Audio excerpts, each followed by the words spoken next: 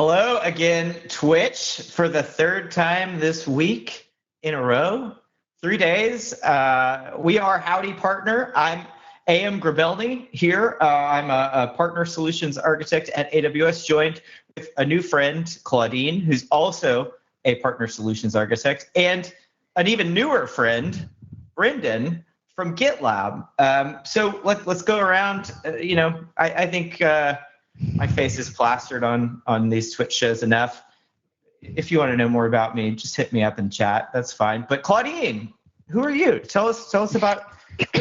Yeah, so my name's Claudine. I'm based out of Seattle. I've been a partner solutions architect here at AWS for 3 years now. I actually celebrate my 3rd-year anniversary May 15th, so it's coming up.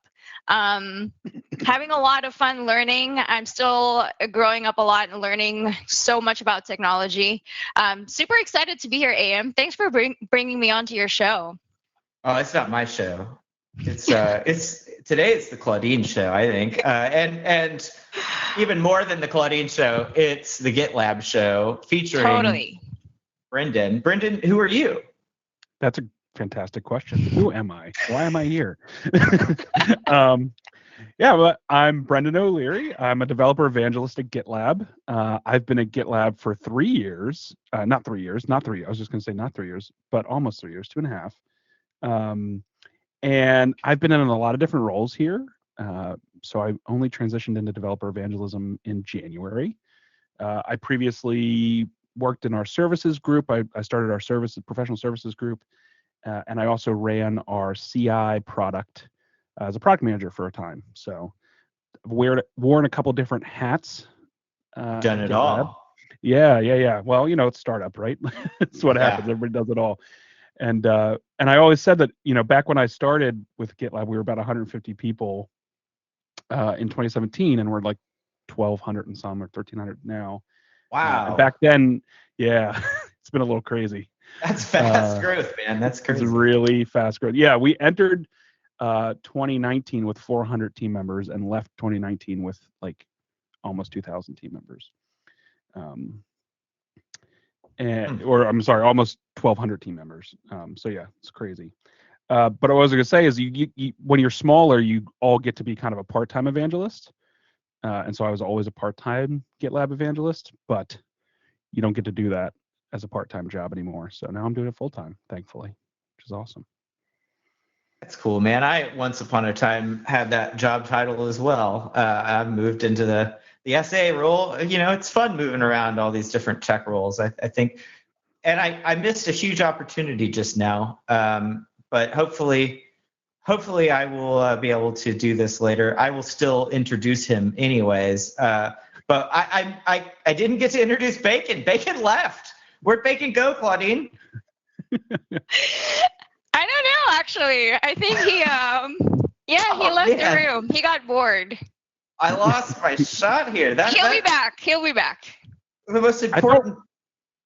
I thought we had agreed on the order was like you, Claudine, Bacon, then me. I thought it would be bacon, then bacon, personally. But, it's really the Bacon show. Bacon is probably calling his agent. It's Claudine's dog, right? Like he's your dog, Claudine, and he was just in that little tiny bed over there, and he's like a sweet little precious angel. Too good for this world, too good for any of us, and apparently he just left because he's too good for us. He'll be back, I promise. Okay, cool. I hope so. Awesome. So this is Howdy Partner. What is Howdy Partner? Claudine, do you want to take a stab at what Howdy Partner is?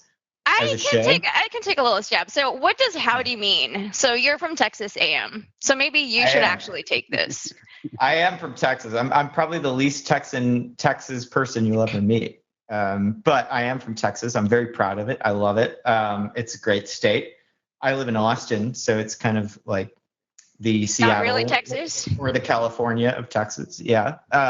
Howdy is a greeting in the Old West, cowboy slang. And it means hello. It's just, how you doing? And it's all greetings. I'm getting a yeehaw request.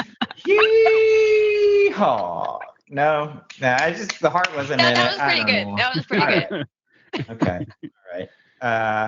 Anyway, howdy is how you say hello in Texas. It's actually not. I've never said howdy before ever, but I thought it was a good title for a show. Howdy partner. What does that part mean, Claudine? Well, we actually showcase our partners. This episode, we have Brendan joining us from Gitlab. And what are we going to talk about today?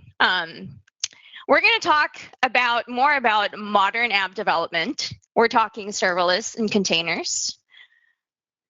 Exciting stuff. Okay. I'm going to talk a little bit about serverless, and I'm going to show you guys a little bit about SAM CLI. You'll know exactly what those terms mean when I talk more about them later on.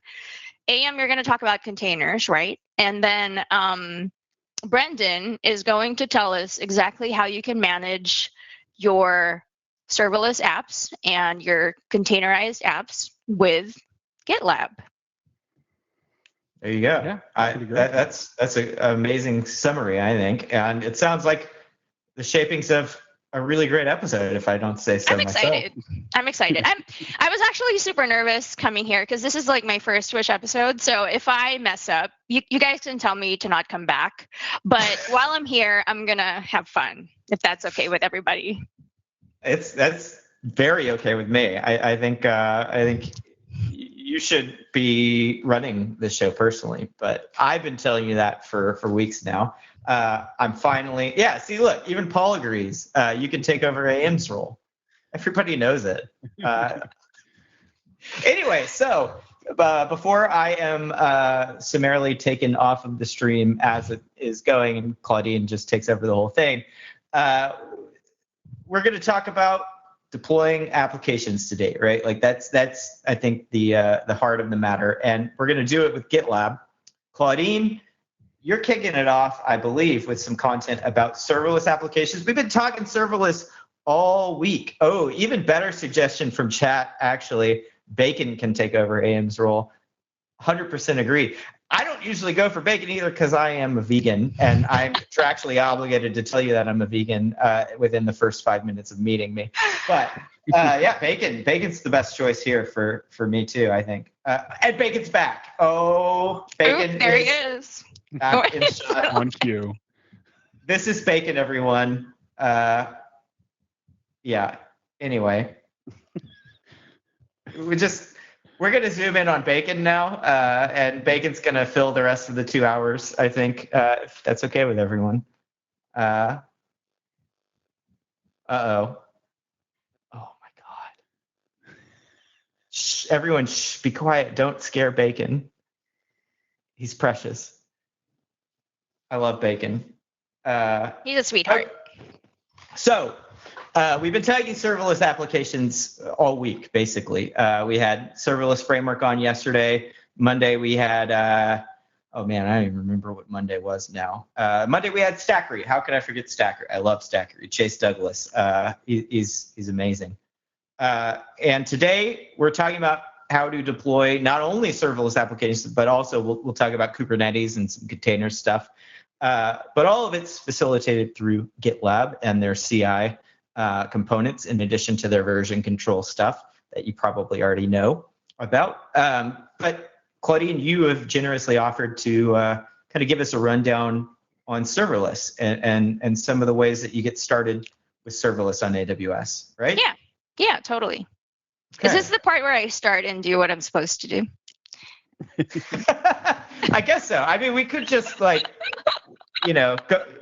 over to Bacon Cam. I know, right? Somebody just suggested a dedicated Bacon Cam. I think that's a fantastic idea. But okay, so for the sake of the viewers who are joining us today with little to no exposure to serverless technologies, I'm going to do pretty much 100-level serverless talk. Is that okay? That's great.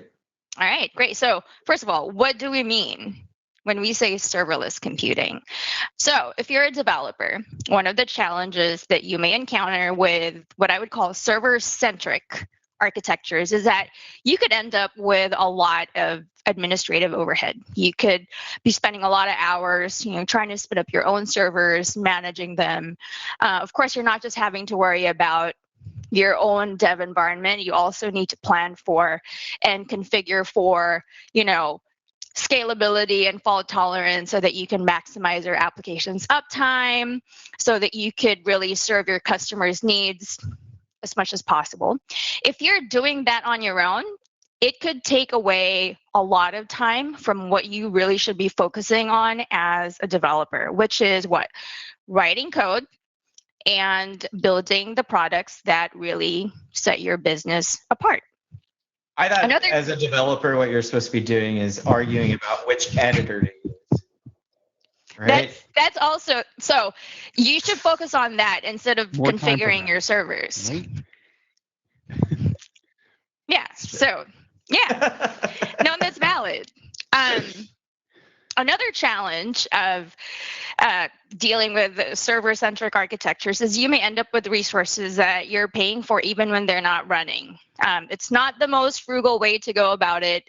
So if you have a server that hosts a service that runs only when certain events happen, you're still paying for that server even when that service is not running.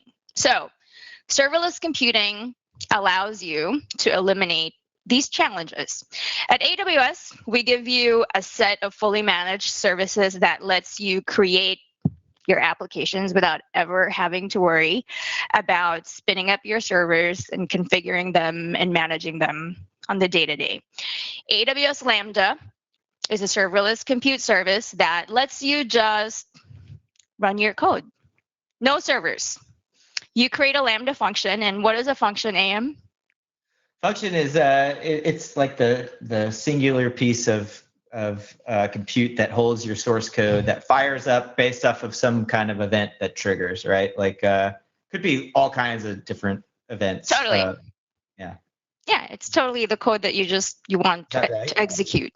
And Did I get a right answer? Yeah, I think so. Sounds right to me. But so Lambda supports a number of different languages. You could be writing your functions in Python, Node.js, Java, Ruby. What else am I missing? Go is supported. Yeah, we actually have bring your own runtime now too. We were talking about this a little bit yesterday, where you can bring your own runtime as a layer and run whatever language you want. There's a COBOL runtime now. Oh wow, that's awesome. COBOL code. Yeah. Cool. Yeah, so what can you use to author your Lambda functions? You can use the Lambda console. Alternatively, you can also use the AWS command line interface, the CLI. You can also use tools like the AWS Serverless Application Model, or SAM, and the SAM CLI for this purpose, which I'm going to show you a little bit of that a little bit later on. So with serverless, apart from not having to worry about configuring and managing your own servers, you also don't have to pay for idle resources. So your Lambda function runs when it is triggered by, a certain event or a certain request or anything that you configure to invoke that specific function. There are a huge number of possibilities here. You can readily use Lambda with a lot of different AWS services. Amazon S3, there's Amazon DynamoDB, Amazon Simple Queue Service or SQS, Amazon Kinesis, Amazon API Gateway. There's so many. You can have a Lambda function run in response to a request against an HTTP endpoint. You'll actually see that in the little demo I have for you later on. You can have a Lambda function execute every time an object gets uploaded to your S3 bucket. You can have a Lambda process a message that has ended up in your SQS queue. There's so many things that you can do with Lambda. So now is the time to share my screen, I think, AM, because I'm going to actually show a very, very simple serverless diagram for a very simple serverless architecture on AWS. Let's check it out. All right. I'll switch over as soon as you get your screen shared. Yeah, I was going to say there's a question in the chat I was going to bring up while you were getting that going, AM, about functions are cool, but how do I manage the overhead? I mean, I think of deploying lots of or managing hundreds of functions. I think that's a lot about what we're going to talk about today. So hopefully we answer that question today. But yes, I think there's a number of critical pieces to that, right? There's source control, obviously, is a big piece, but also I think that once you get into hundreds of functions, you've got to automate that deployment, and you've got to store the relationship of those functions as code. So that's what Claudine's going to walk us through, how SAM does that. Mm-hmm. There we go. There we are. Yeah, so this is super simple, right? So let's say you have a weather application that's hosted in S3. And if I click on a button for the 10-day weather forecast for Seattle, it kicks off an API call to a certain HTTP endpoint. And this API call triggers the appropriate Lambda function that processes that request for that 10-day forecast. And then it retrieves the data from a DynamoDB table and responds to the user with the 10-day forecast for Seattle, which is actually looking beautiful over the next couple of days. We're supposed to be running up to high 70s, low 80s here in just a moment. So that's great. Cool. So that's super simple, like right? 100 degrees here or anything. Yeah. Don't rub that in or anything. That's great. Perfect. 70s. Oh yeah, we've got that too inside my house. Cool. No, it's beautiful. Great. All so right. yeah, so super simple. So another important thing to note here is that your serverless application that's running on AWS is highly available and scalable by default. So AWS has this concept of a region, which is a physical geographic location in the world where we cluster our data centers, and we call these clusters of data centers availability zones. So each AWS region is comprised of multiple isolated availability zones. I'm just going to say AZs from now on. With AWS, you can leverage fully managed services that are already designed to run your applications across multiple AZs. And they also scale automatically according to demand. And, again, that takes a lot of administrative overhead away from your plate. Okay, so earlier I talked about tools that you can use to deploy your serverless applications on AWS. So let's look at SAM, Serverless Application Model. What is SAM?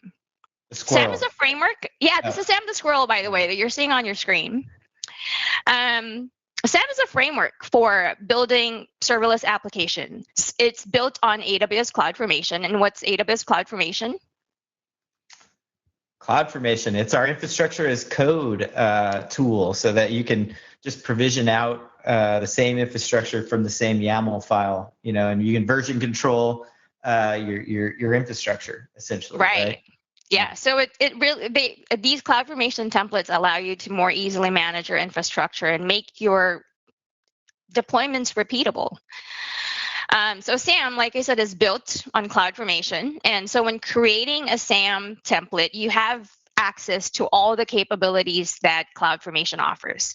But the reason you want to use SAM for building serverless applications as opposed to CloudFormation, I can illustrate the reasons why with this.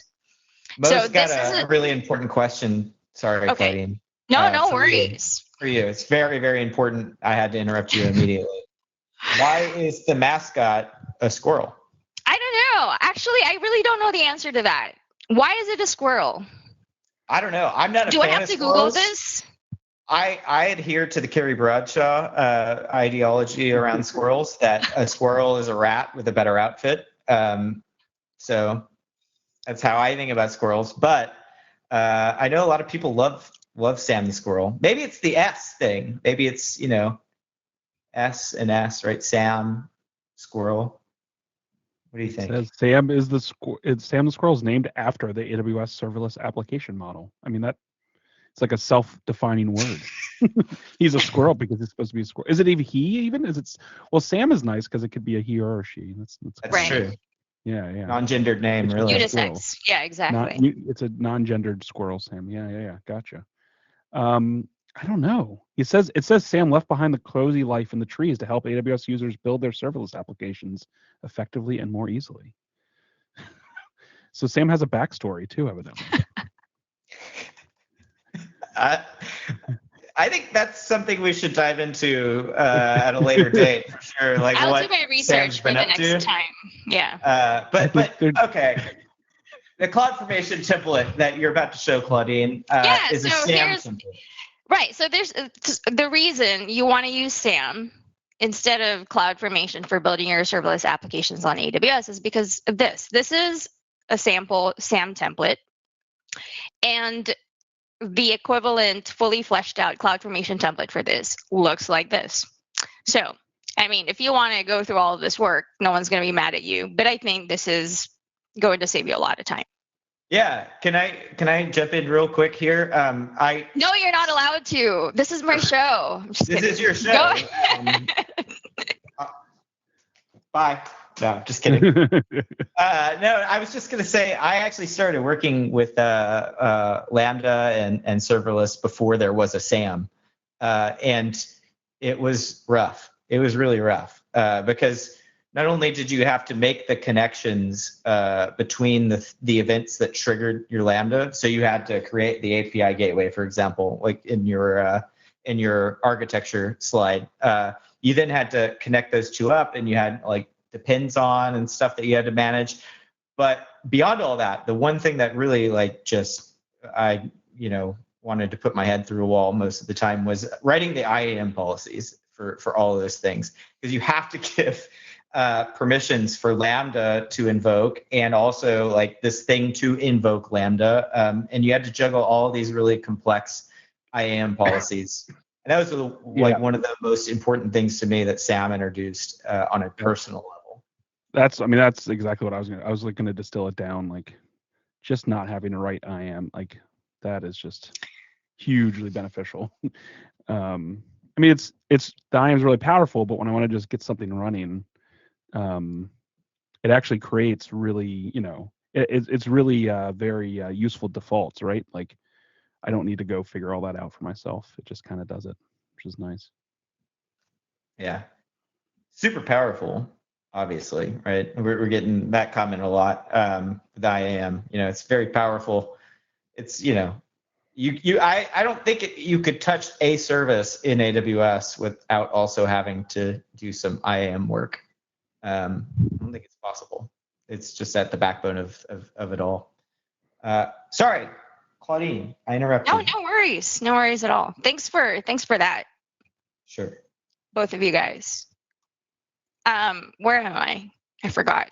Okay. You're saying what the SAM template saves us in CloudFormation. Right, exactly. So I just wanted to call out like 3 important things that actually distinguish a SAM template from a CloudFormation template.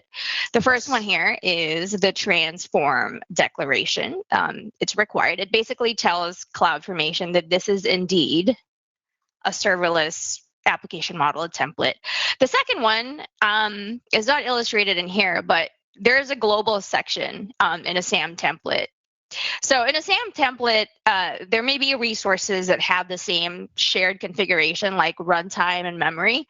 And later when I take you through my little demo, I can actually pinpoint where you could expect to see the global section of a SAM template. But the third thing that differentiates a SAM template from a CloudFormation template is that in a SAM template, in the resources section, you can actually include both SAM resources and CloudFormation resources. So I actually have that pulled here. So you can visit this page for SAM resource and property references, and this one is the CloudFormation. Is this the same? Yeah, CloudFormation resource and property types. Great. So I think I am going to now show you a little bit of SAM and the SAM CLI. Nice. Unless you want to add anything there. No, I think that's perfect. Great. So this is an extremely simple Hello World demo. I'm not even going to create my own template. I'm just going to walk you guys through the tutorial that you can find here. And, it calls for certain prerequisites, which I've already done on my machine. So I am going to just do this since I have all the prereqs in place. So, all right. I'm going to run a command called sam init. And Could you tell us more a little bit about what Salmonit does? Salmonit. It lets you, it's this nice little walkthrough feature now too. That's relatively new, but it'll ask you what kind of SAM template are you looking to set up, and usually that refers to typically what language you're picking. So I have a guess. At what language you're going to pick, Claudine. Okay, what is your guess? It's Python, isn't it? It is going to be Python. So I'm actually like going to, yeah, right. I am going to choose just a quick start template here so that, because I told you I'm not going to write my own. So I'm going to choose Python 3.7, option 8 as my runtime. I'm going to name this project, I don't know, Howdy Partner Sample App. If I could type today, which I'm struggling with. So I'm cloning the app templates in this GitHub repo, and I'm going to choose just the simple hello world example. All right, so now I have those files cloned. I am going to go to this new directory that was created here.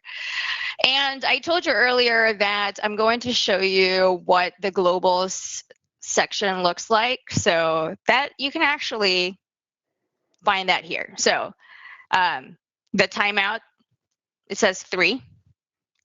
So that's like a shared config, and so it's put in that global section. And that references like how long the function will run before it just shuts down. Right. Okay, so what am I doing here next? Okay, so I am actually going to build all of the dependencies that this little application needs in order to get deployed. And I am going to do that by running a command named sam build.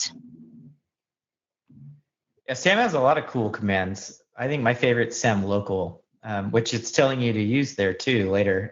Yeah. You use next. Sam local is really, really, really neat. Are you going to talk about that, Claudine? A little bit, yeah.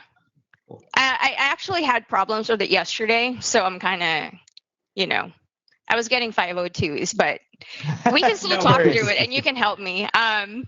Great, so I am going to now deploy my application using sam deploy guided, and guided just basically gives you guided prompts as you deploy your application. I'm going to name this stack Howdy Partner Stack. And yeah, sure, I would choose US East 1 for this. Going to confirm changes before deploy. Yes, yes. And now we're standing up the required resources for this application. Yeah, and this is actually using CloudFormation in the background, right? We don't even actually need to know necessarily, but it is.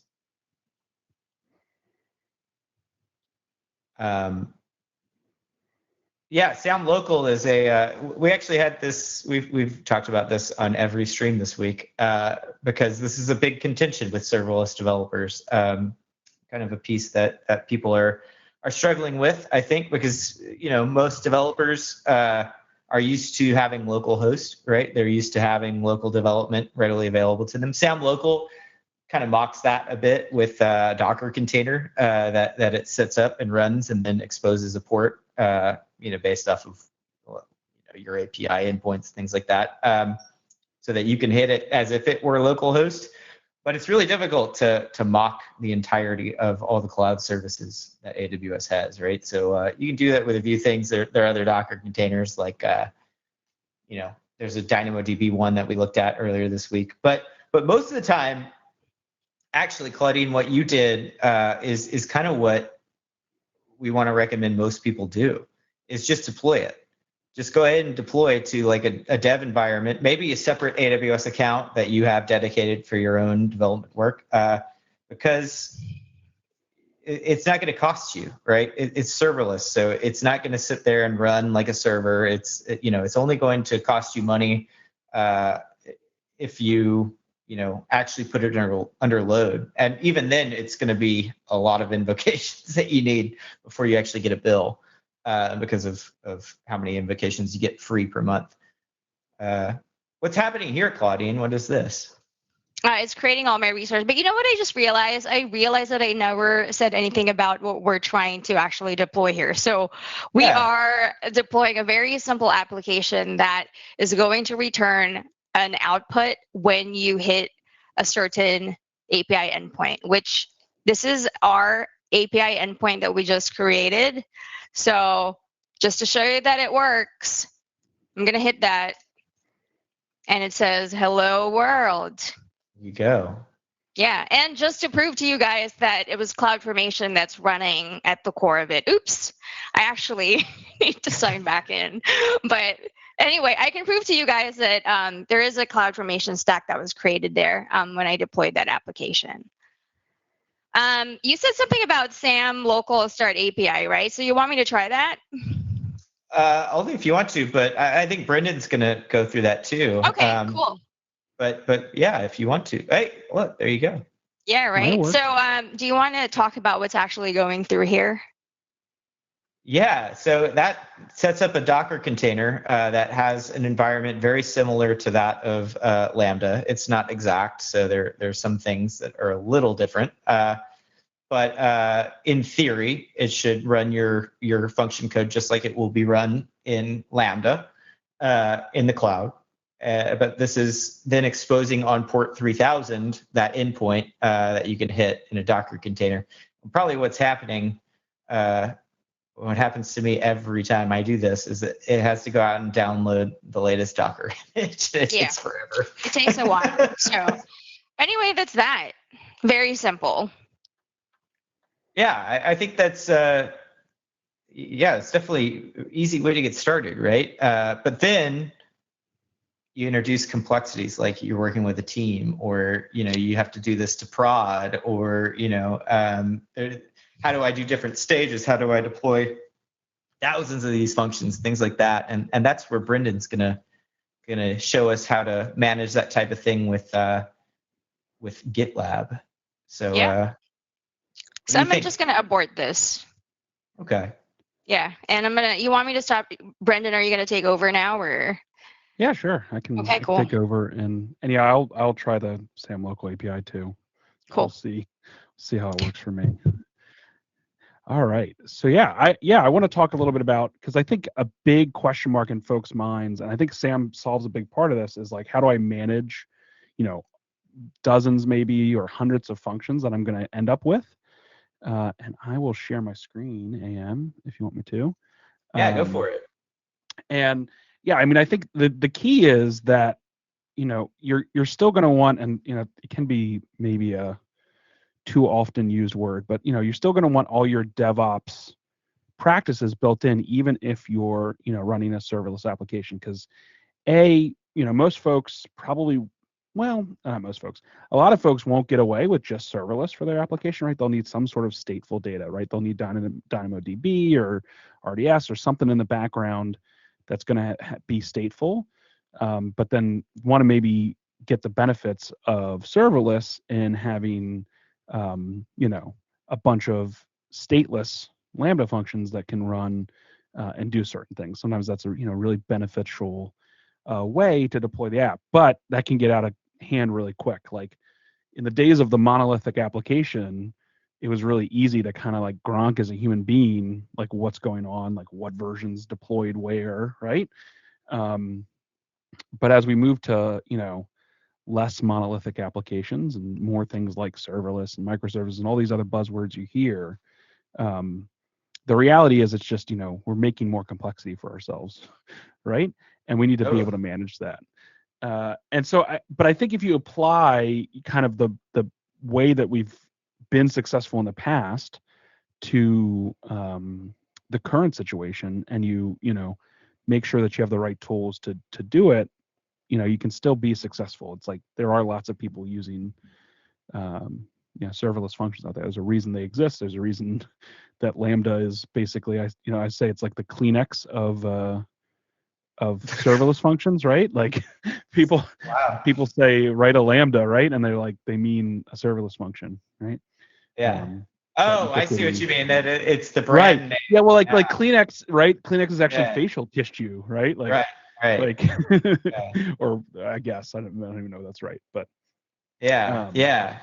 You know, you let want me to pause you there real go quick, ahead. just for a second, Brendan. I want to, for anyone just joining the stream, we've been on here for about half an hour. Just want to make sure anybody joining knows who we are, what we're doing, what is this crazy thing that they have stumbled upon. This is our show, Howdy Partner. We do this every Monday and Wednesday at 2 p.m. Pacific with a new AWS partner each time. Today we're joined with Brendan from Gitlab, and we're about to dive into how Gitlab helps us deploy serverless apps, but we're also going to talk later on too about how you can also use Gitlab to help with deployment of EKS or Kubernetes applications as well.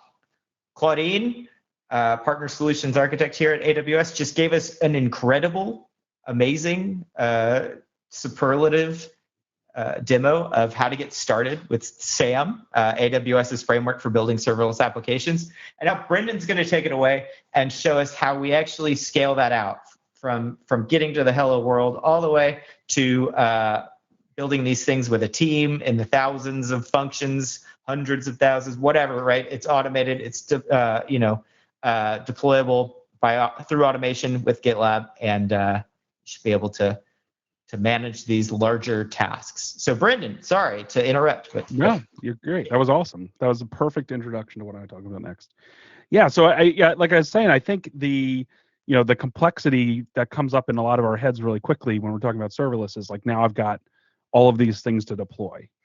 Well, I think it's, there's very few people that are writing production grade applications that doesn't have more than one aspect to it today, right? Like it's not, I mean, it's still possible, and I've worked with folks that do it, that are just, copying and pasting onto a production server and calling it a day. But, there's going to be some complexity. There's going to be extra stuff in your application architecture. And so you just need to apply this kind of same production grade view of CI/CD that you would with anything with serverless. And I think SAM is a really great complement to that. And that's why I want to go through it. So anyway, this is just kind of like what we're going to do, but I figured we'd dive into the terminal and actually do it. So yeah, the thing I wanted to go through, I've got kind of like a little agenda here. We've kind of introed ourselves, which is great. I've already got everything set up, so Claudine skipped a step 2, and I did as well, because it's no fun to watch people install a bunch of stuff. But I've got the AWS CLI, I've got the SAM CLI, I've got Docker, so we kind of glossed over that. I'll explore that maybe for an extra second once we get to the local stuff. But I've got Docker installed, and actually Claudine's screen reminded me that I didn't have Docker running, so you totally saved my demo. Claudine, thanks for that. I saw the little Docker up in her toolbar, and I was like, oh no, Docker's not running. But yeah, I'm going to start a new project, and I'm going to use I'm not as professional of a developer as Claudine is, so I'm going to use Node.js because I like it, and I don't know Python as well.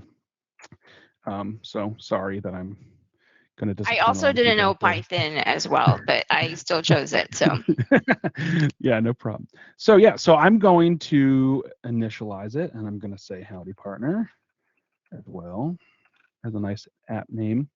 And so yeah, we can see just a couple little things that comes from this template that's actually hosted on GitHub. So like you can see actually the template that AWS has published there, which is really nice.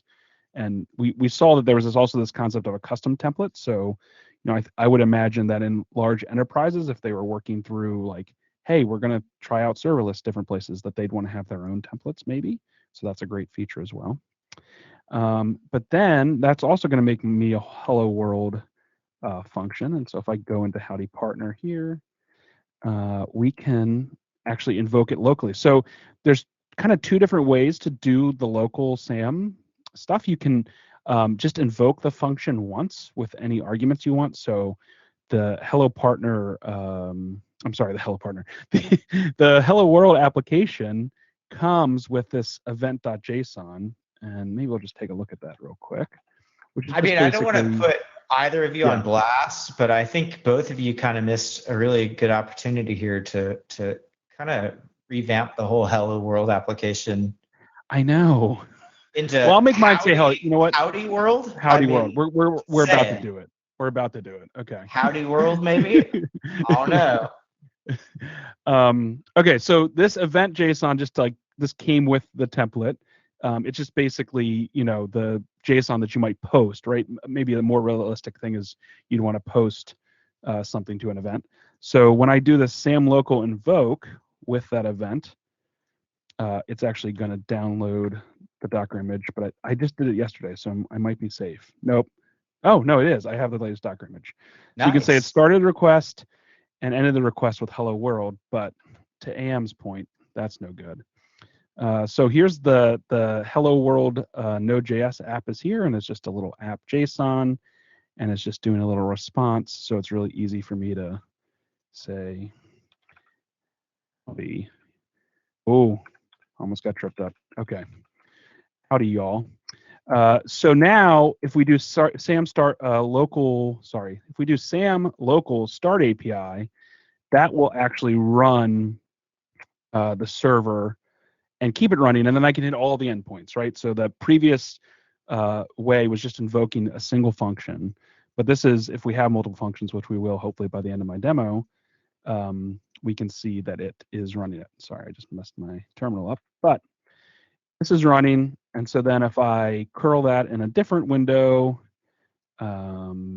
we will see that come in, right? And so then that is going to show us howdy y'all, right? We changed it just for AM.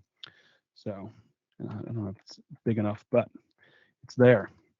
So that's really great, because I think the critical thing there, like AM was saying, is like to be able to debug serverless functions, a lot of times you just end up deploying it, which is great, I think, once you have stability. But when you're building something from scratch, you might want to have some very professional programmer lines in here, like console.log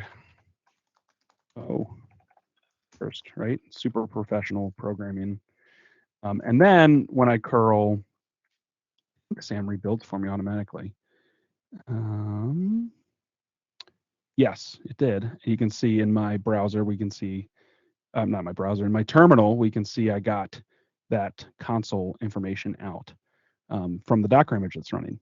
So that can be really, really valuable when you're, like me, a very professional developer that has to write lots of console logs to get anything working. And so that's awesome, right? Like that's really great. And then we saw the SAM build process too. So I'm just going to quickly go through that, because this is basically the same stuff we saw from Claudine, but that's okay. And then we can do the SAM deploy.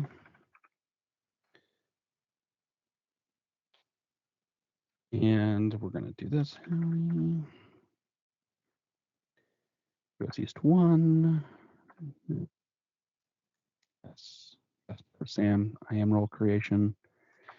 And then the other great part that we skipped over here is that it's actually going to save all of these arguments that we just said, that kind of guided way through the deploy, into a TOML that we also will commit into our registry in the end. And so how we're deploying and the answers I gave to those questions, will be kind of cemented in time, and we'll be able to deploy automatically once this is done. So while that's running, I think I'll go do the next few things, which is I want to get this repository in Git.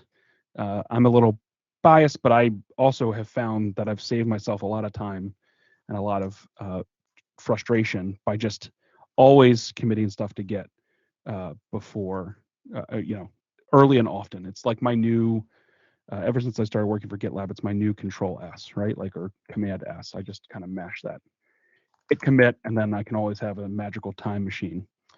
So if we go into our Howdy partner directory, we can say git init. And so what that does is it makes a nice empty Git repository for us there. And so now if we say git status, you can see it wants to commit all of these files. Now, a git ignore came with the Hello World template, which is great, but I'm going to change one piece of it, which is I don't want to upload my build artifacts, which are under this folder, this AWS SAM folder. I don't want to upload those build artifacts. I want to build them each time in CI. So I'm going to open up my, thanks. I'm going to open up my git ignore, and I'm just going to add to the top of that I want to ignore AWS SAM directory.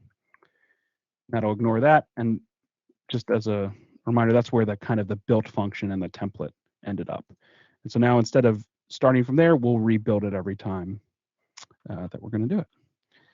And so then if we say status this time, we shouldn't see that folder, and we don't. So I'm just going to add everything and commit it with git commit. Add a little message. Commit y'all. Now, I've got that locally on my laptop, which is great. But if I wanted to be able to, work on this with other developers, right? I'm going to need to upload it somewhere. So I'm actually going to just add a remote of at GitLab to be able to push it up and share that with everybody else. So only there were a place, right? If only there was some sort of lab where Git could live. And the beauty is this remote doesn't actually exist yet, but GitLab has a great feature that I use all the time, and I pollute it with junk with probably, where you can just push even to a repository that doesn't exist yet.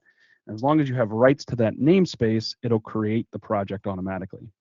So it actually created the private project, gitlab.com/brendan-demo/AWS/SAM. So now if we click on this and we get it in the right window, which it's not, we'll see that it created my project, right? And so this is the new project. It was just created a minute ago, and it's there. And I'm actually going to set it to public because if you type the GitLab command into chat, you can actually get a link to the group that we're working with here.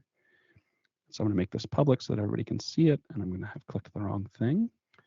So by default, it makes it private, which makes sense. You might not want this to the whole world to be able to see it, but we're going to let it be public. All right. All right, so that is up there. Now, let's go back and see how that deploy was going. It should probably be done. It is. Awesome. So our deploy was created. We got the endpoint, just like Claudine showed us. And we're going to take a look at that. Howdy, y'all. Exactly what we expected. Cool.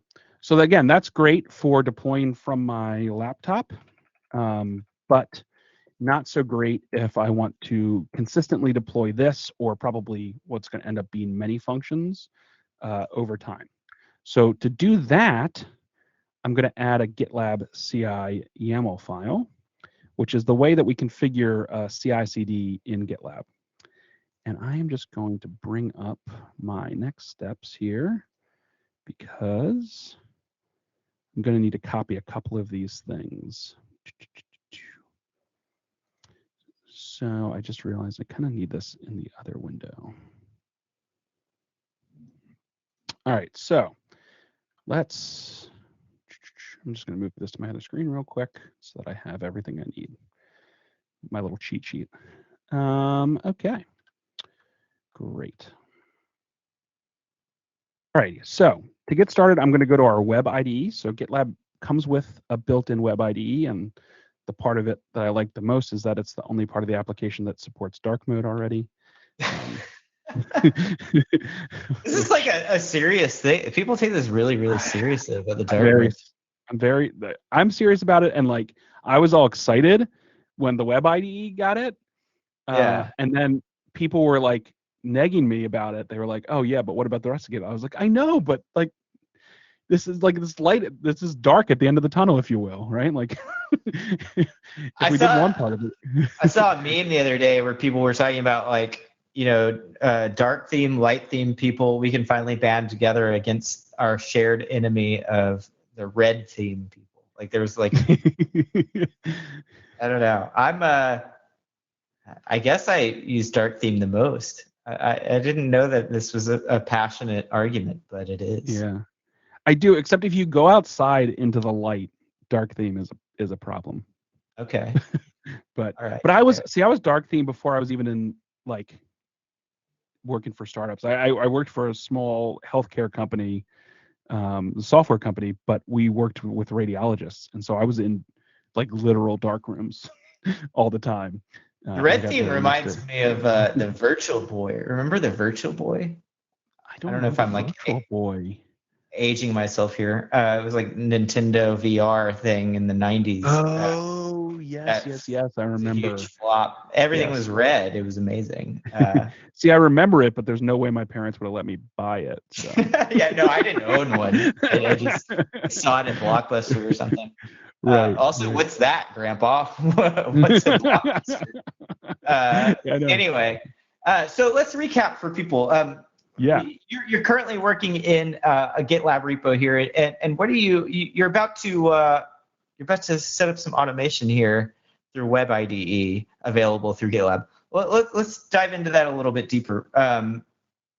So you've set up on your local machine, right? Your SAM app. It's a serverless application with an API that you can hit. Says appropriately, howdy y'all. I love it. I love everything about it. Almost as much as I love Bacon, the dog, but not as much. Bacon still wins. And now, you've pushed it to a remote branch, or a remote repo, rather, up into GitLab, and you are now about to configure some things before I interrupted. No, that's perfect. Thank you for the summary, because I was going kind of quick, but I want to make sure. Thank you for the summary. It's great. Yeah, no worries. Yeah, And so, if you're watching, any questions, put them in chat, please. yeah, and feel free to continue to interrupt me when that happens. I will. I promise. So yeah, exactly. I'm now going to configure CI/CD in GitLab, and I'm going to take a couple shortcuts there, but that's okay. Okay. You'll forgive me a few of them. But the beauty of GitLab CI/CD is it lets me take some of those shortcuts. So by default, GitLab CI/CD is going to run inside of a Docker container, right? So like I'm on GitLab.com right now, which is our SaaS offering. Of course, there's a lot of folks that install GitLab in their own network or on their own private VPC on their AWS account. But one way or another, I'm going to be able to run CI/CD jobs, and most of the time when I'm going to run those, I'm going to do it inside of a Docker container, which just opens up a world of possibilities for having very easy, lightweight, repeatable builds and deployments. And so the other thing that's making me really easy, and the first shortcut I'm taking here, is I'm going to define our GitLab CI YAML. So it's a YAML file, much like the SAM template's a YAML file. And the first shortcut I'm going to take is, because I'm not the professional developer that knows Python, I need my Docker image to have Python so that SAM is happy, but also Node.js so my app can build. And so I found before the show some friend who posted a Python Node.js Docker image together. Combo, It's a yeah. really long thing, right? I mean, I could. So the other thing is you could make your own Docker image, right? So like I have a blog post I've written, and I've got another repository here that shows you that. And I call it meta. It's like very meta to build a Docker image as part of your build. So I could build it from scratch, but I found somebody that has one. But I might not want to rely on this person. I don't know. Maybe they don't maintain these images anymore. But it's at least a decent place to start. I could go borrow the Docker file. Yeah. Go for it. A little off topic, but I think it's an interesting question here. Swiku asks, I'm guessing a pronunciation, obviously. But Swiku asks, does the GitLab IDE support Jupyter notebooks? That's a great question. I believe that it does. Okay. I know that we have Jupyter support in the file repository browser, and so I assume, which is not a great thing, that it's in the Web IDE. Can I go find out? Is that kosher for me to go find out? Totally. Why not? Mm-hmm. The only way I ever answer a very specific question like that is to Google it. So yeah, Jupyter we introduced support a while ago. Do we have like an example Jupyter file? Because I could test it out. But I believe that it does, because it says, but this is showing it on a regular browser, so that's why I was hoping to have a Jupyter file. It's very off topic, but that's okay. Sorry. No, it's okay. I don't know Jupyter that well, is why that is not helpful. Gallery of interesting Jupyter notebooks. Fantastic. Entire books. Okay, that's a little much. Introduction to programming. Where's the source of this? Nope. Sorry, I think so is the answer. Try it. Let me know if it doesn't, or if you have a sample Jupyter notebook and you can link it to me, I'll happily paste it in here and see if it works. Like I know, for instance, like we support, so the way it would work is like the way our Markdown works. So here's the README that came with the SAM starter app, and it's in Markdown. And then if I click preview Markdown, you can see it's like pretty rendered, right? Yeah. Rocket Red says you can see our project direction for Jupyter files here. I don't think it's currently supported specifically in the IDE, but I imagine an issue. Gotcha. Welcome. I'm sure there's an issue either open, or you should definitely open one. Claudine, have you ever used a Jupyter notebook? No? I think I did once, long time ago. I went through like a super short tutorial, but I should probably try it again. Yeah, I'm not, it's really useful for those in our data science friends, right? Which I'm not one, but yeah. So anybody watching who doesn't know what a Jupyter notebook is, it's like a collection of kind of Markdown and some Python scripts typically that's used in building these notebooks that are typically like for training ML or doing some sort of data analytics that you could pass around in between data scientists and just have that all in one container, right? One container is probably not a great word to use for that, but in one package. Cool. Oh, awesome. Mo is reminding me that we should welcome our friends just joining. Claudine, you want to give us a recap? Tell us who we are, what we're doing. I've been doing that too much. Sure. Well, this is the AM Grabellini show. Thanks so much for joining us. No. For everyone who just joined us, this is Howdy Partner. We have our good friend Brendan. Can you guys hear me? Am I experiencing audio issues here? You're good. No, you're perfect. Okay, great. So we have Brendan from Gitlab showing us how to. What are we doing here right now? Right now, we're making a Gitlab CI YAML file that's going to help us automatically deploy our application, our SAM application that we previously built. Awesome. Yeah, so this is continuing with with us learning more about modern app development. I did a little serverless talk earlier. Now Brendan is showing us exactly what he said he's showing us, and AM is going to go into containers in a little bit. So thanks so much for joining us in this episode of Howdy Partner. Cool. Take it away, Brendan. Awesome. Thank you, Claudine. So we've got our, thank you, Claudine. That was great.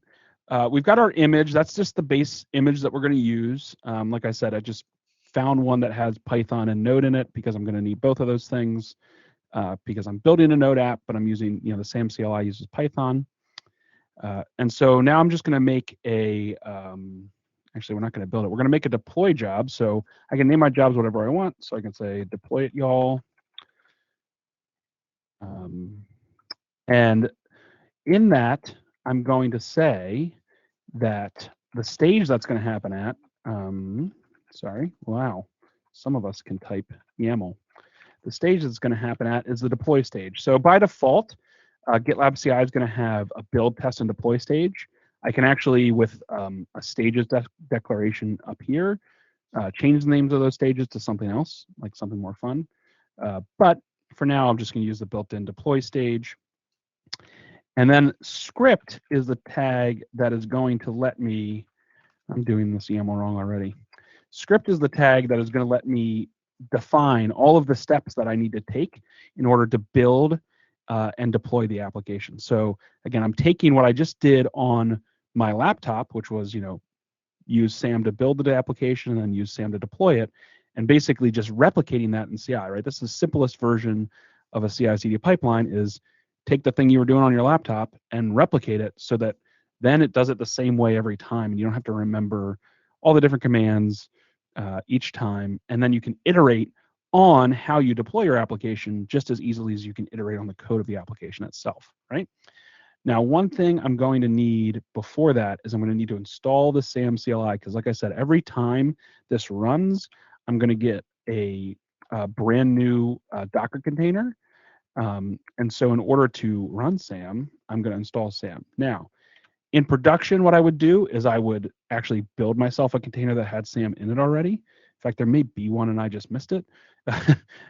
But for now, every time before we run our SAM commands, we're going to have to install SAM with that. And from there, then we're just going to run, now we've got SAM installed, just like we did on our laptop, we're going to say SAM build and SAM deploy.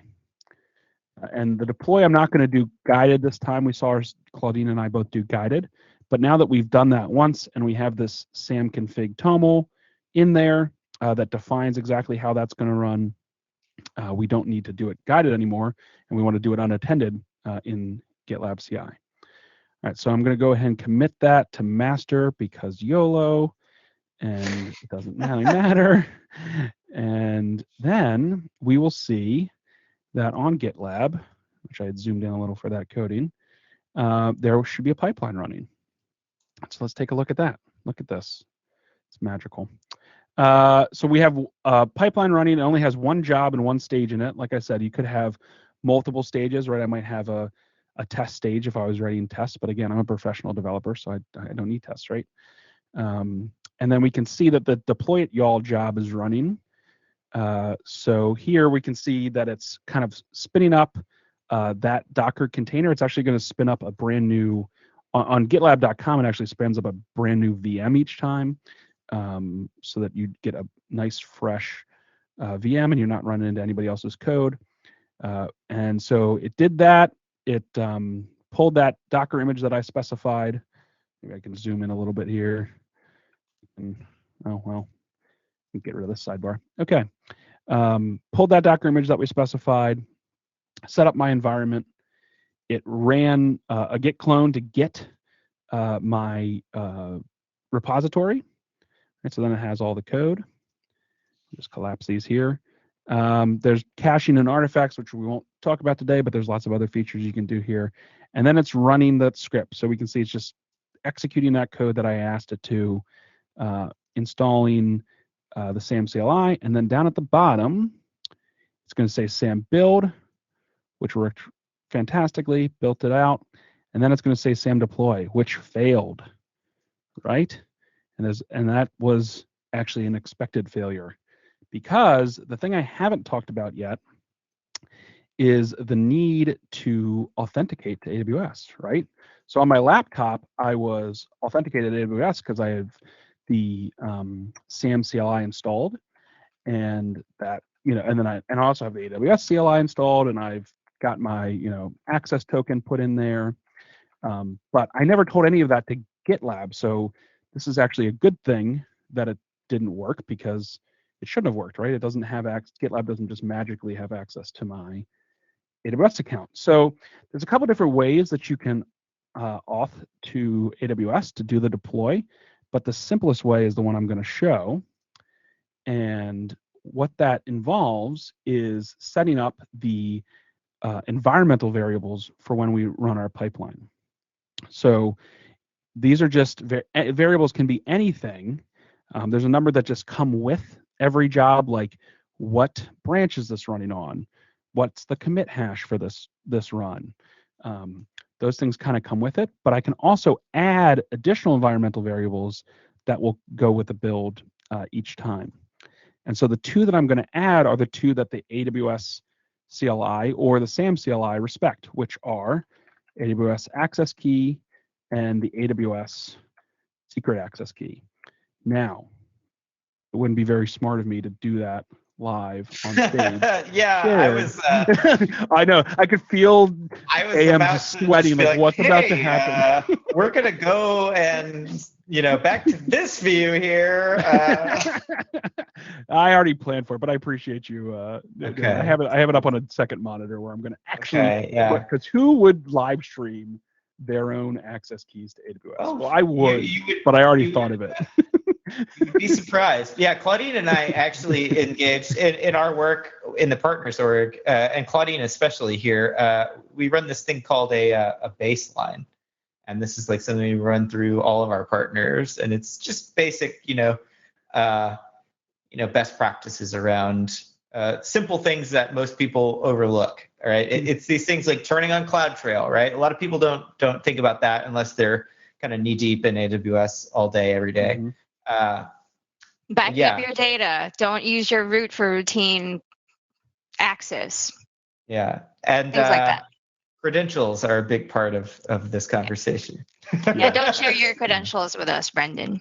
Yeah, and don't ever commit them. Well, I'll just add a GitLab centric one, which is don't ever commit your credentials to a Git repository. That's a really bad idea. That's how a lot of hacks have happened. There's a famous ride-sharing app that got hacked because their AWS credentials got put into a public GitHub repository.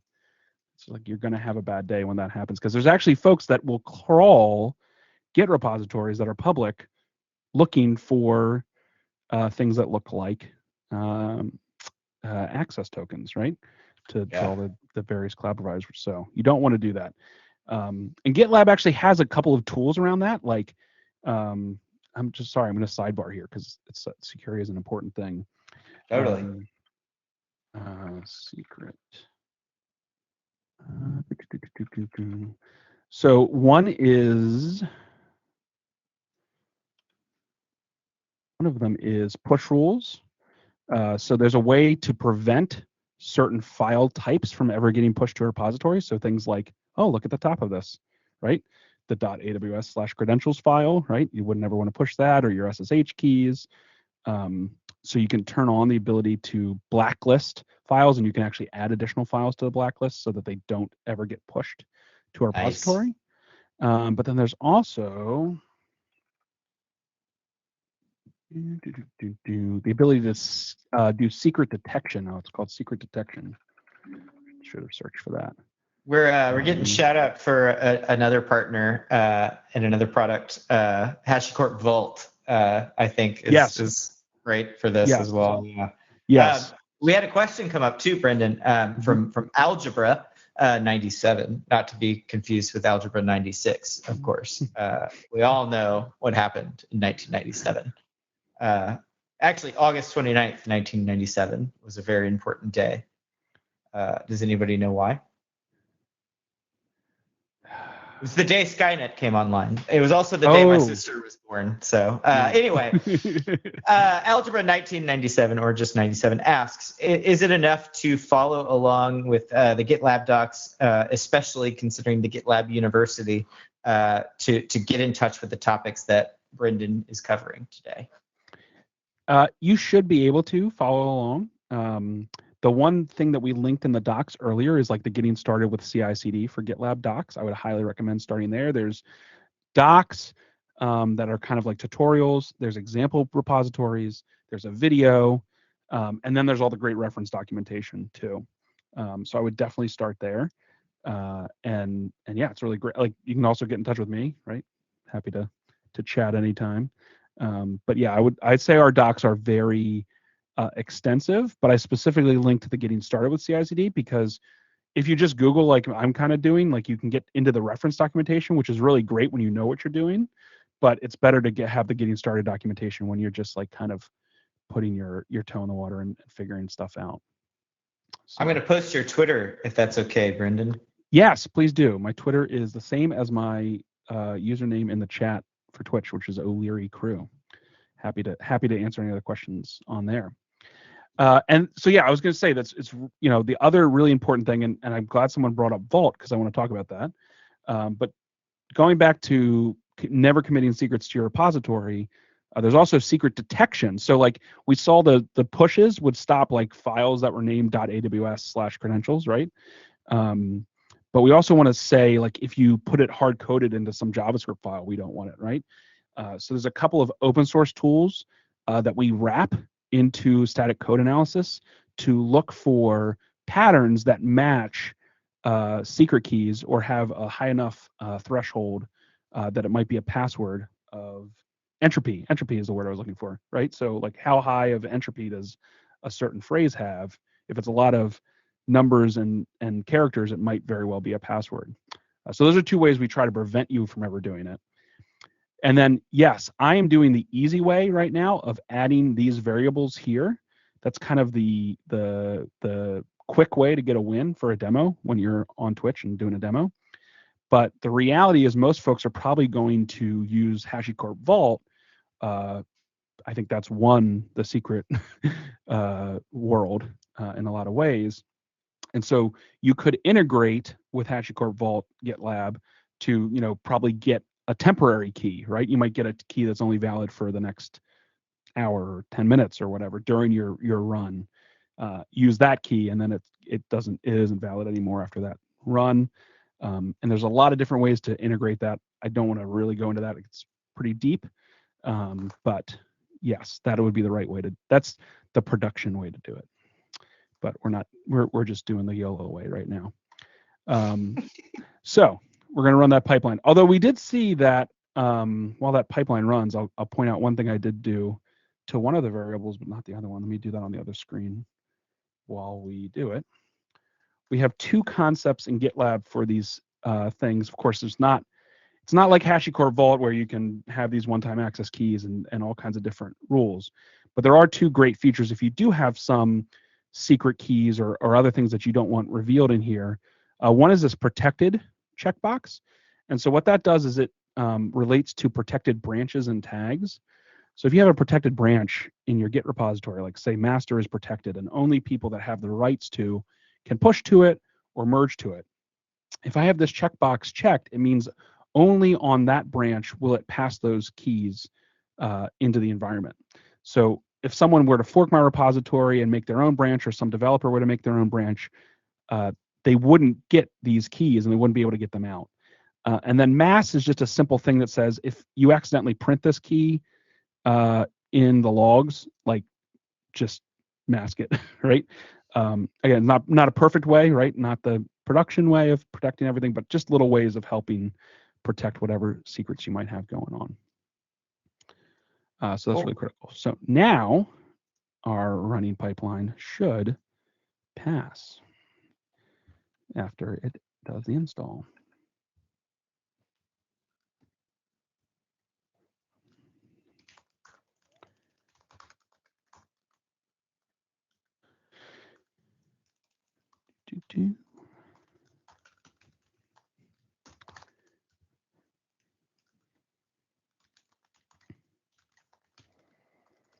And the way to okay, great. It passed, and you can see I actually have that value out again here.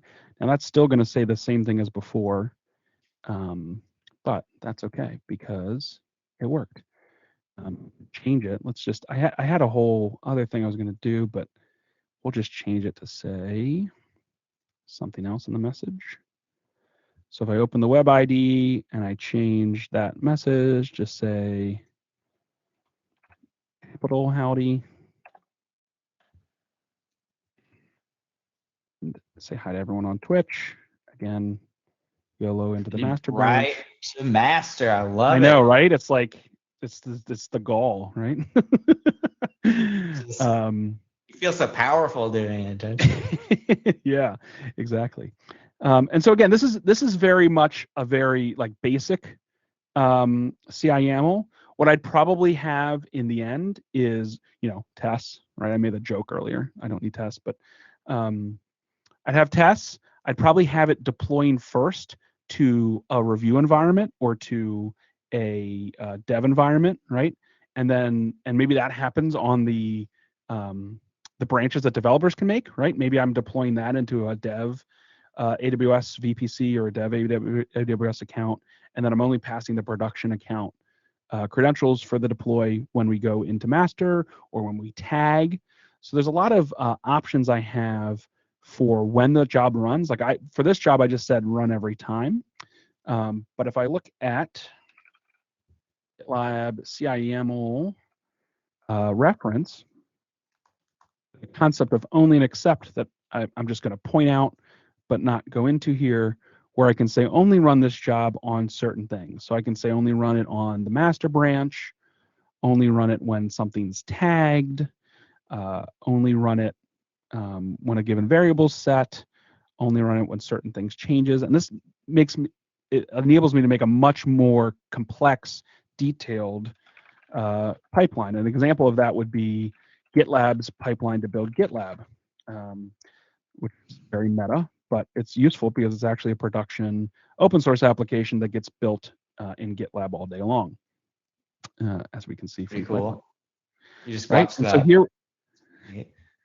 yeah. So here we have all of the pipelines for GitLab, and we can see here's a pipeline for a branch, right? And we can see it's a much more complex pipeline than the one we just saw. Once it loads up, my internet is having a rough time. Okay, so here we can see it's doing a lot more, right? It's preparing the build, it's running all of our tests and code quality and dependency scanning. It's doing stuff in post-test. It's going to prepare a review app automatically so that we can review exactly what was changed. It's going to run our QA, like front-end tests, right? So all of that's going to happen on every commit and is, again, much more complex and allows for a lot different paths depending on what you've changed. But all of that was mostly to hope that our pipeline was done cooking. And this is the real moment of truth demo. Oh, I guess we can just go back to it here. Did it really work? There we go. Check it out. Oh, look at that. Twitch, right? Yeah. So that is the idea of using SAM, which is a fantastic framework. Again, I've loved it. I had a really hard time with Lambda back in the early days, like AM was talking about, and I've just loved using SAM to define like which functions are going to go where, and then really powerfully like what are the other resources I'm going to need, like DynamoDB, and just have it, and then the IAM between Lambda and Dynamo just works the way I defined it to. It's really, really valuable. And I think you all support some other cool serverless tools that we've had on the show actually this week. Serverless Framework was on here yesterday. I think you all have plugins to work with deploying with Serverless Framework, and Stackery. I think you may not have support at this moment, but I think you two are friends, and maybe that's coming if it's not there. I don't know.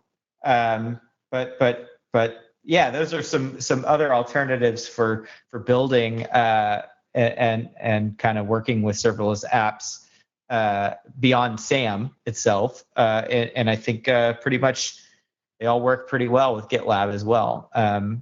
So cool. This is awesome, man. This is really easy to set up.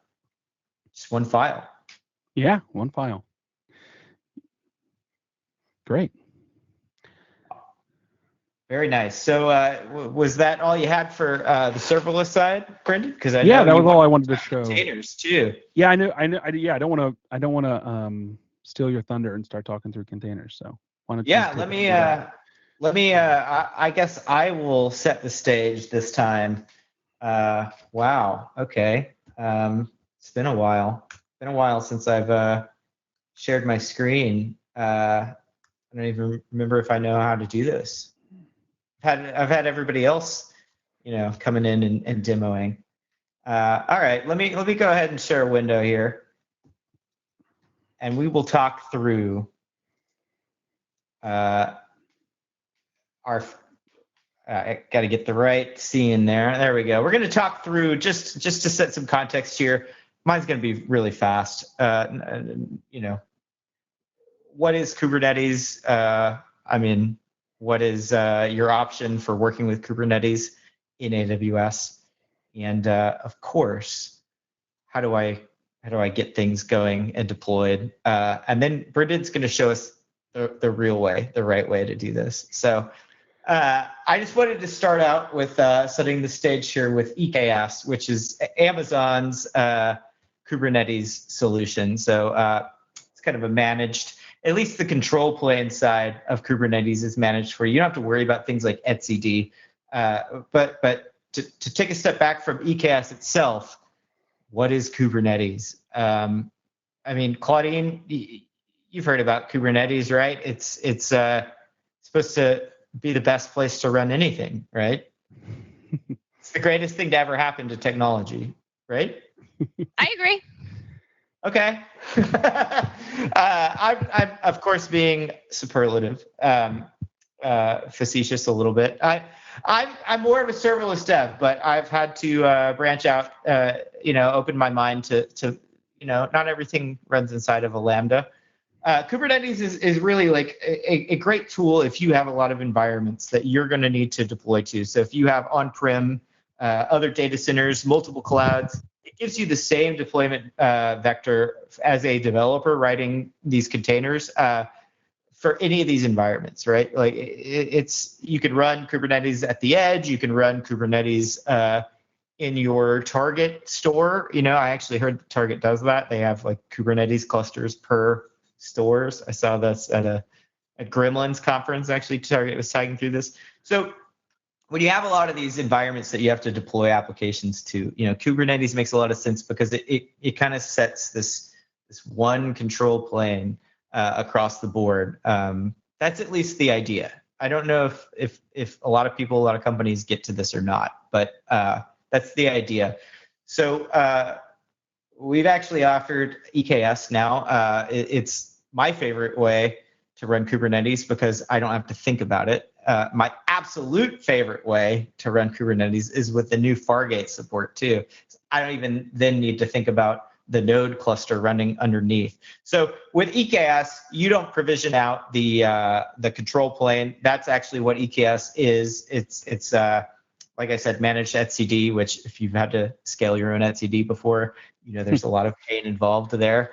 Doing stateful stuff is hard, right? Like it's really difficult in etcd, scaling up state and share it across all these different nodes. It's tough. So we do that for you on our side with EKS. What you then manage, if you're not running in Fargate mode, for example, is the EC2 instances running the nodes that you are allowed to then use, kube control or kube cuddle or however you say it, to then deploy your workloads into, right? Like, so the infrastructure or EC2 instances that are the node groups that the work then gets scheduled on. So you still don't really schedule the work yourself onto these individual instances. For example, you could have a whole cluster full of, as many EC2 instances that you need, and then Kubernetes figures out where to actually put the workloads. You tell it, I need 3 of these things, right? I need 3 Nginx servers running in my cluster, and Kubernetes figures out where to put those with the registered nodes that you've already got. With Fargate, we take it even one step further, and you don't even have to manage that node cluster. No EC2 instances managed. It's all managed for you. That's there's some stipulations that you have to use, obviously, with that as well. But I wanted to introduce, one of my favorite CLI tools I've ever run into, because setting up EKS is not the easiest thing in the world, but it is with EKS control or cuddle. This is one of those areas where people fight. How do you actually pronounce the CTL I part? like cuddle. I think it just makes it more fun, right? Yeah, I guess so. We have a GitLab -CTL, and someone said kube cuddle, and I was like, well, then it's GitLab cuddle, right? And then they were like, no, never say that again. Like, oh, come on. Cool. Yeah, I don't know. People get really like, I don't know. They Very feel like passionate. kind of icky or I don't know. I don't get it. I just call it control because it looks like control to me. I don't know. But I've been told that I'm wrong. Either way that I pronounce it. There's probably like another alternate way that I've never even heard. But I mean, control is actually what it stands for, to be fair. Like, you're not wrong. No, Brendan, here's the thing. I'm always wrong, okay? I've come to this conclusion. I'm always wrong. It's fine. I embrace it. I live in this world of wrongness. I am the one that is wrong. It's fine. AM, you should do a quick recap for those who are just joining us right now. Yeah, that's a really, really great call out. Thank you, Claudine.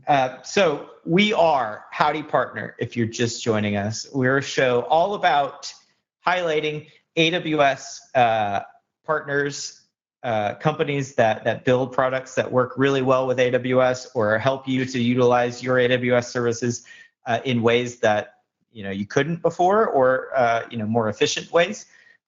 We're here with Brendan from Gitlab. Claudine and I are both partner solutions architects at AWS. We work in the Amazon Partner Network with people and companies just like Brendan and Gitlab. And today we're going through how do you deploy modern applications. And it seems like most people have settled on some, either joint serverless and containers methodology or one or the other for their modern workloads. So we're doing both. We did serverless earlier. We just finished that up. Claudine took us through an amazing demo of how do you get started with SAM, AWS's serverless framework for working with serverless applications. And then Brendan expanded on that and showed us in an incredible way how you can automate this deployment that you might get started with, and then move on to your actual teams and production workloads. I'm about to walk us through EKS, which is Amazon's Kubernetes offering. So this is one of the easiest ways to get started with Kubernetes and running it. And I was just getting to the EKS control, which is a CLI tool meant to help you provision out an EKS cluster, because it's not as easy as it seems. So I'll leave this as you can come read this documentation. I don't need to walk you through everything. I actually won't even use EKS control in my very short and very simple demo because it takes too long. It takes a long time to spin up one of these EKS clusters. It's gotten a lot better, actually. It used to take like a full 10 minutes. But I don't want to sit here with those things churning. Was that a good recap, Claudine? Think so? Yeah. That was amazing. Thank you. Cool. All right.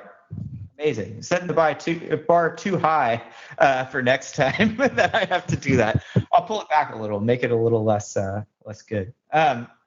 Cool. So I also can't see Twitch chat right now either. So if either of you are watching and there are any questions, please stop me. Yeah, there was a question that I answered in chat, but it was about the difference between kube control and EKS control. So I answered that, one is for creating the cluster and one is for deploying apps into that cluster. That's right. That's exactly right. Yeah, kube control is not an AWS built piece of software. I believe we probably have some commits to that project, but maybe not. I know we have some. We've got like a load balancer commit to the Kubernetes project, thing like that for ALB. But EKS control is jointly built between a partner named Weaveworks, who will be in a future episode of Howdy Partner, and AWS. So it's primarily for deploying out the cluster or managing EKS clusters themselves, not the workloads that are then scheduled to run in that cluster. I want to show right here, this is one of my favorite things that have ever been built. I've got a lot of favorite stuff. I'm not a very discriminating person, it seems. But EKSworkshop.com was built by a developer advocate here at AWS named, I think Brendan as well, actually. I think so, actually. I've met him at some point. He's a really cool dude. He lives in Dallas, actually. Anyway, I always like to give him a shout out for building this. It's incredible. This is, how I first learned about Kubernetes. Take it from a serverless dev who, I raged against this for as long as I could, and then I've now found a place in my heart somewhere for Kubernetes. And this workshop really helped me find that place. So come do this workshop. It's really cool. But I've got my Cloud9 instance up here. This is not my first IDE of choice, if I'm being honest, but it is really useful, very helpful. This is our Cloud IDE that you can utilize. It just spins up an EC2 instance behind the scenes for you, and it's got, you can install software on it. You can use it to build. You've got, just a cloud IDE type thing in here. I've got EKS control already installed here. I'll just prove it. Let's see. There you go. You've got EKS version. They've got all the things that you expect with a CLI tool. You can get help there. I already ran EKS create cluster, and I added in the -- Fargate option, which set up and created a bunch of stuff for me to make my workloads be able to be Fargate enabled, right? You have to have this Fargate profile thing that you can use it to actually use tags like labels on the pods themselves or the deployments of the services or whatever, right? I don't know how far we want to get into each of the different Kubernetes objects there are, but if there are questions, I'm happy to answer. So you can actually target at the pod level by labeling, like I want this deployment or this service to be scheduled in the Fargate fashion, or you can do it with whole namespaces too, which is another Kubernetes kind of feature where you can deploy applications into its own namespace. So I've already got this running. I've already got kube control installed as well. I can prove that. You say kube control get nodes, and this will show me the nodes that are running that are scheduled by Fargate, right? So I don't need to worry about this side. Fargate is spinning up EC2 instances for me. You can see there's a relatively newish cluster I've got here. But yeah, I had a few steps here. I get put on blast here by one of my co-hosts, Nikki Stone, because I always make these cheat sheets and I prep, and she's very much like fly by the seat of your pants, like do it like live. She's a true live coder. We always chalk it up to, and I'd love to hear your thoughts on this, Brendan and Claudine. I'm a Ravenclaw, true and true. Ooh, interesting. That's my Harry Potter house. I'm a Hufflepuff, so I don't know if I've proven your point or not. Since you're about to say she's a Hufflepuff, aren't you? No, she is a Gryffindor. She's very brave. Okay, very brave. Right? Yeah, that makes sense. Claudine, do you have a house? I'm about to lose my geek cred because I actually don't know anything about Harry Potter. Don't hate. Okay.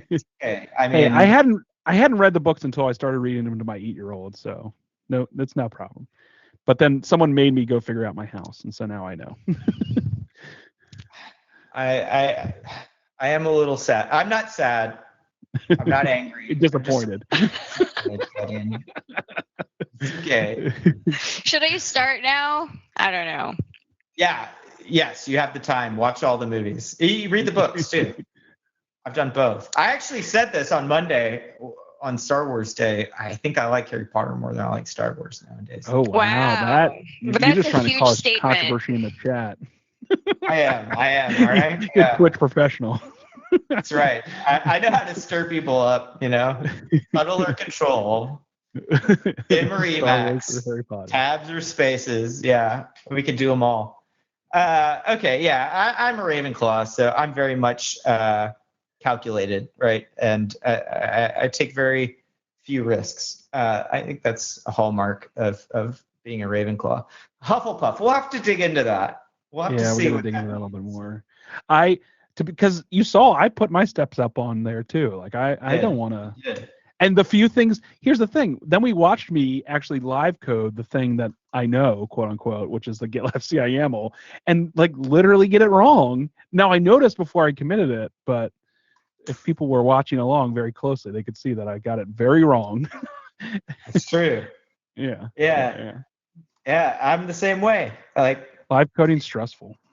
I'm not a big fan, but I enjoy coming up on here on Twitch and having fun. I'm going to change this from demo app. This is just going to be called Howdy, I guess.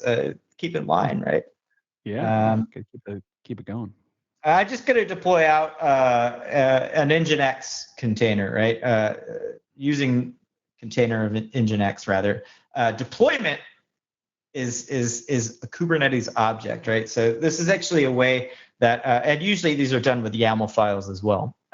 So Brendan, you may be getting into this too in your side of things, but this is actually a Kubernetes object in the sense that this is a way to schedule workloads for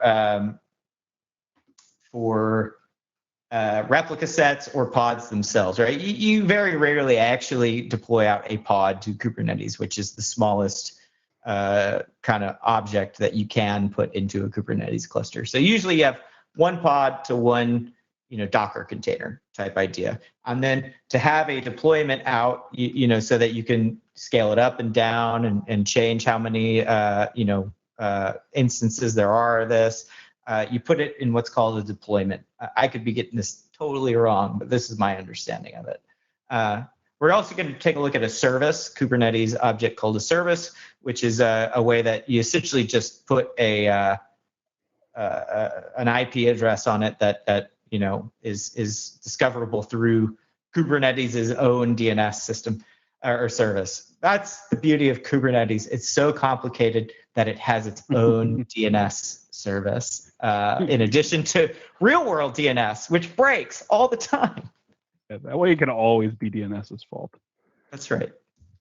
So we'll just create this. It's not anything that's that big of a deal, but as a developer, what I would have done, I would have written my application code, written a Docker file, and then push that to some sort of Docker container repository, right? And I have a feeling, I bet Brendan's going to show us what that looks like with GitLab and how that kind of works and those types of things. But like I was saying, you can actually then, if I do kube control, I can actually see that deployment. There we go. We got Howdy. It's not available yet. Still spinning up.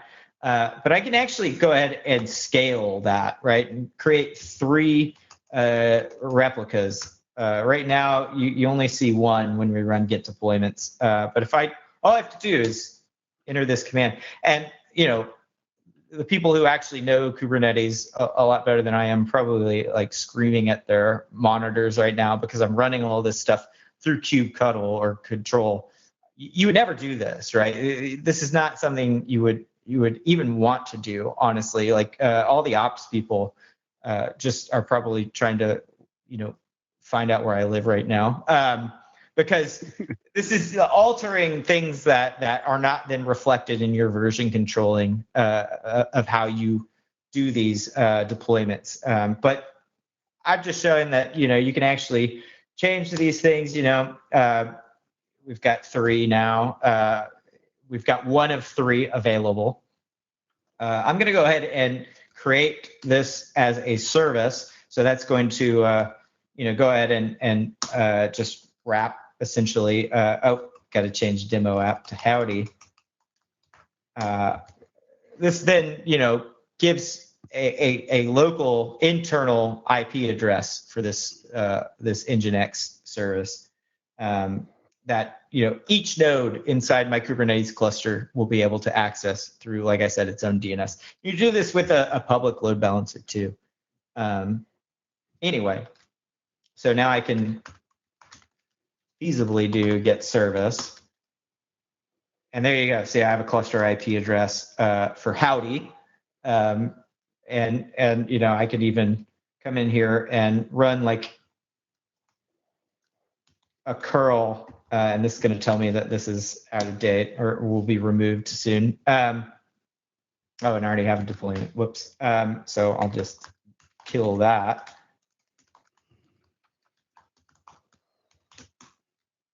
There we go. So I should do that again. And yeah, it drops me right into this. This is an actual, shell now running inside one of the nodes, scheduled on one of the nodes in the cluster that I can hit that. I'll pull it back up. Let's see, cube control, get service. I probably actually even use what's the DNS command?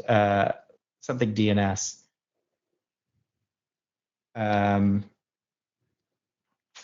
Anyway, I'll just do it from here. But sorry, yeah, I was trying to think. You wanted to. Yeah, I'm not sure. yeah, there's a DNS command that I could actually issue from shell. Oh, session ended. Anyway, trying to be too clever for my Is own it dig good. that you were looking for? It wasn't dig. I forget. Oh, not found. Cool. What happened there?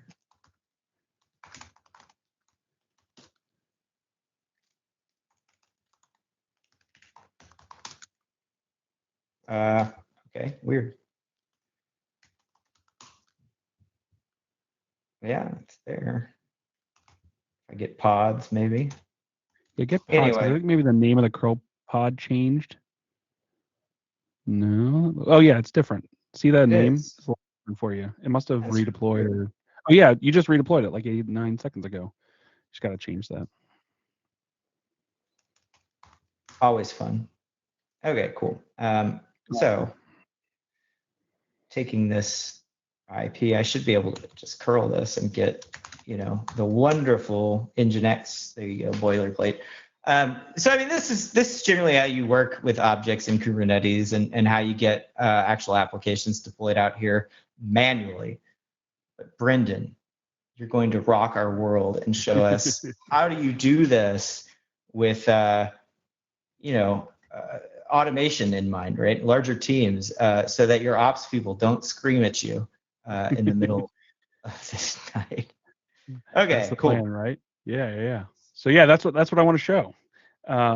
Is a little thing called. So I'm gonna swing the pendulum back the other way and show a thing that we call auto DevOps, where you don't write any CI code or any kubectl or cuddle or whatever commands, Curl. and you get a deployment. Curl. That's another one.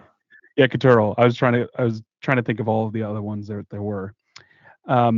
So here's our project where we're on, and we're actually not going to use this one because I also have the turkey already cooked in the oven and have a Kubernetes cluster running. But to show you how you could set one up on that project that we just started, I could say Kubernetes, and then I have the ability to add a Kubernetes cluster directly here, and then I can say Amazon EKS, because why wouldn't I? And I can go ahead and just connect a role to this Amazon account, and then that will allow GitLab to deploy into that cluster. And so once we've got that connected, we're going to switch over to a project that has it. We will actually see that we're able to deploy to that cluster without any additional work. We're just going to connect to the cluster, which we've already done here, and then we're going to push code. And Auto DevOps is going to take it from there. So here we can just see a very simple Node.js app. It does have a Docker file, but that's not required.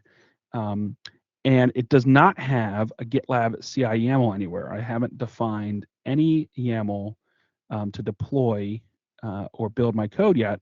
That's all going to happen automatically to my Kubernetes cluster. So you can see in this project, I've got my Kubernetes cluster attached already, and I've already installed a couple things. So we're going to use something called Helm. Helm is yet another way to use yet another markup language to define all of the points that you're going to use in your Kubernetes cluster. And you can also, there's other apps that GitLab can install and manage into your Kubernetes cluster. So things like Prometheus and Jupyter Hub and Knative, and there's all kinds of other stuff that we can pull into our cluster automatically once we have it attached to GitLab. And the beauty of having that, like having Prometheus running, for instance, is I can get actual usage data back from Kubernetes directly into GitLab, which can be really valuable when I make a merge request and I change something. I can see how the memory usage might change and understand that difference, just like I understand the code difference. So this app is a relatively simple Node app. As I said, it's my services as a service website, which is where you can get services as a service. And it's at my 7rings.dev domain that I bought on a whim at one point, and don't have enough Ariana Grande content on it yet. But wow, there it is. When .dev came out, I had to buy something. Somebody already bought Brendan.dev, so what are you going to do? So let's say I wanted to change this app, right? So I can, again, just go into my web IDE. I can, like, say, go into the views, and I can say, you know, here's the view, and I can say, welcome, partner, right? And make this commit that will change, you know, that welcome to services as a service to welcome partner, I guess, to services as a service. I want to keep it a actual English sentence, which I can't make myself right now. And this I'm gonna be a better developer this time, and I'm gonna commit this to a new branch because that's gonna let us see. I know, right? It's crazy talk. And you also saw I had checked a box that said make a new merge request. So as soon as the commit was complete, it popped me into the ability to make a new merge request. We call them merge requests in GitLab. You may hear them referred to by other folks as pull requests. That's a different story. You're actually requesting that the server run the command git merge, but you know, that's a story for a different day. And here we're going to say add partner to the site. And I'm going to go ahead and say submit that merge request. And so automatically, without any, remember we saw there's no GitLab CI YAML, but there is a pipeline running. And this is what's called our auto DevOps pipeline. And so we're wrapping a lot of great things here, one of which is code native build packs to actually detect the language that you're using and Dockerize your application automatically. So there's a subset of languages we support, but any ones that cloud native build packs support, we do automatically. So we're automatically going to build the code. Then we're automatically going to run static code analysis, code quality checks. We're going to scan the container that gets created to make sure there's not vulnerabilities in different layers of that container. We're going to do what's called license management scans. And so this is, you know, for all of the open source repositories that I've brought into this application, do they comply with the license parameters that I've set for myself, right? I might not want to pull certain more restrictive or pull left licenses into my application. I'm going to run SAS, which is static code analysis. And I'm actually going to automatically run unit tests. So again, based on those languages that we have and the unit test frameworks that come with it, we're going to run the unit tests automatically. Then we're going to create what's called a review app. So the beauty of Kubernetes is this ability to have these pods that come and go. And so we're going to actually create a review app and be able to review with the merge request the actual app as it's running, in addition to how we're reviewing the code. So just like your engineering manager is going to go in and look at the code and want to review it, your product manager, your design folks might want to look at the actual app, like let's see the change. And then once the app's running, we can run dynamic code analysis, DAST, against it to see if there are any runtime vulnerabilities that weren't detected by static code analysis. And then we're going to run a performance test to see how the site, the app performs, if that's changed based on the changes I made in this merge request. Now, again, like a good cooking show expert, I had prepared while our friend AM was showing us Kubernetes basics. I prepared a Howdy partner. Oh no, it's okay. Uh-oh. The review app, okay, it's almost done. The review app has deployed. So that's what I needed. And so now, because that review stage has passed and deployed, I get this view app button right here. And when I click on that, we can see Oh, wow. the review app with the new thing that I wanted to add into it, a new little GIF, which I just realized I stole from another demo, and I had gotten this GIF ready, and I forgot to copy it in. Oh. There's no automated test for that, unfortunately. I did not have a unit test to say, make sure you use the Howdy Partner GIF. Shoot. which and, probably is and it takes it about, yes, that was the biggest mistake of the whole demo. And yeah, it takes about 7 minutes to run, so I won't run it again. But I now, as the designer, I can fail right. I can fail this merge request because I see that Brendan did not get the right GIF in there for this. And then we can also see all those environments that GitLab has created automatically in our environment tab. So here we can see how many pods are running. So we saw that, we were listing the pods out in kubectl. We can see that right here. We can get at all the review apps, right? The Howdy partner review app that's right here.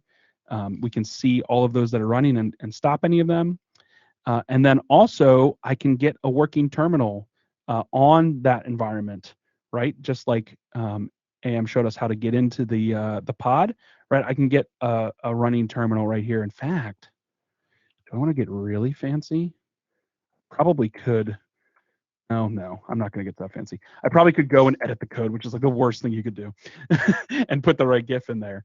But I can get at that pod and understand what's going on with it. I can also see statistics about my application. So again, I've got Prometheus installed automatically in the cluster. And once it loads, we can see, pod memory usage and how that's trending over time and how that impacts our app's performance. And all of that is just from connecting the Kubernetes cluster and uploading my code to it. So that's kind of the dream of Kubernetes. Now, the thing that I say on really technical deep dives is that the other beauty of auto DevOps is it's this kind of magical black box that we've now seen. But actually, the big spoiler alert I give to technical folks is, spoiler alert, it's a really well-written GitLab CI YAML.